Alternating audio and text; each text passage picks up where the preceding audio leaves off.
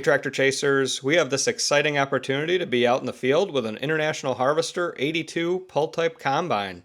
This is a small dairy farm working on harvesting oats that will then be sold to the Amish to feed their horses. Because they're only harvesting a few acres every year, the pull-type combine works great. They don't have to have an extra engine to maintain in a normal self-propelled combine. The 82 model combine was produced in the late 60s through the early 1970s by International Harvester. He's using his International Harvester 684 tractor to pull it. Running at around 2 miles per hour, he's able to get around 1 acre per hour harvested. This is such a rare harvesting team and in such a beautiful area of central New York, so let's go watch him work.